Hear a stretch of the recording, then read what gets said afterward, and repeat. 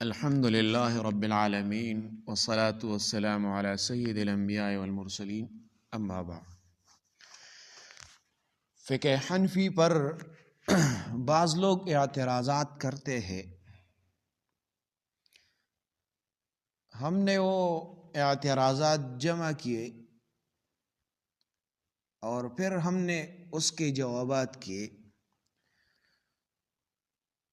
ہم وہ اعتراضات ذکر کریں گے اور ساتھ ساتھ اس کے جوابات بھی ذکر کریں گے، لیکن اس سے پہلے اگر آپ لوگ ہمارے چینل میں نئے ہو تو ہمارا چینل سبسکرائب کریں، جزاکم اللہ۔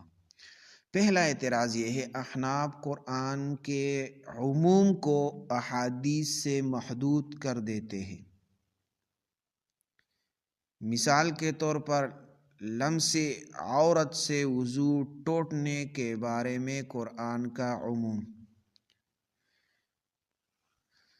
تو ہم جواب دیتے ہیں قرآن کے عموم کو حدیث سے خاص کرنا تمام ائمہ کے ہاں اصولی طور پر جائز ہے۔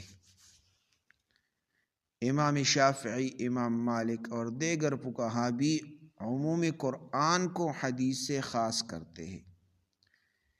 یہ اعتراض دراصل چاروں مذاہب پر آئے گا۔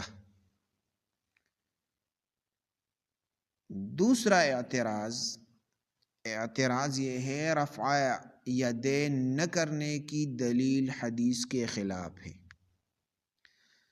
یعنی اہل حدیث کہتے ہیں کہ احناف صحیح احادیث چھوڑ دیتے ہیں، تو جواب یہ ہے احناف کے پاس بھی صحیح احادیث موجود ہے جن میں رفع یدین نہ کرنے کا ذکر ہے۔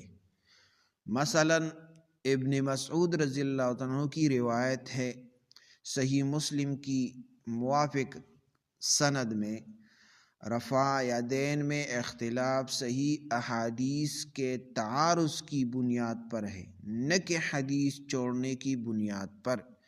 یہ اختلاف فقہی اجتہاد کی نوعیت رکھتا ہے۔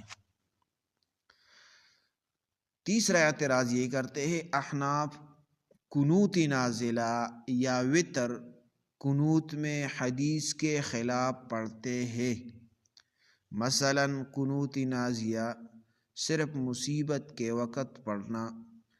جواب یہ ہے قنوت نازلہ کے بارے میں احناف کے پاس کئی صحیح احادیث موجود ہے جو امام ابو یوسف اور امام محمد نے نقل کی ہے۔ قنوت وتر کے الفاظ اللہم انا نستعینک ونستغفرک الی آخرہ ثابت ہیں۔ یہ اعتراض عموماً معلومات کی کمی کی وجہ سے ہوتا ہے۔ 4 نمبر اعتراض یہ کرتے ہیں، احناف ہاتھ ناپ کے نیچے باندھتے ہیں، یہ حدیث کے خلاف ہے۔ کہا جاتا ہے کہ ہاتھ سینے پر باندھنے کی صحیح احادیث موجود ہے۔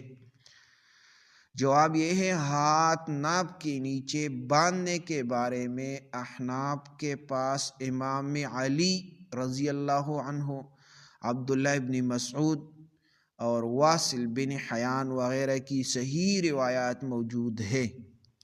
ہاتھ سینے پر باندھنے والی روایات کے متعلق محدثین نے علت اور ضعف کی نشاندہی کی ہے۔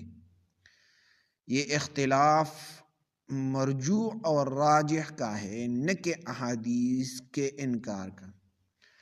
5 نمبر اعتراض یہ کرتے ہیں، احناف آمین آہستہ کہتے ہیں جبکہ حدیث میں جہر ہے۔ اہل حدیث کہتے ہیں کہ حدیث میں رفع صوت آیا ہے، تو جواب یہ ہے رفع صوت والی روایت سنداً بے حد کمزور ہے۔ احناف کے پاس صحابہ کی کئی روایات ہے کہ وہ آمین آہستہ کہتے تھے۔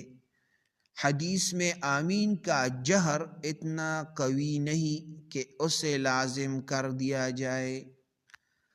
تو یہ ہم نے 4-5 اعتراضات کیے ہیں اور اس کے جوابات بھی ذکر کیے۔ تو یہ یاد کر لے اور دوسروں کے ساتھ شیئر کرے۔ جزاکم اللہ احسن۔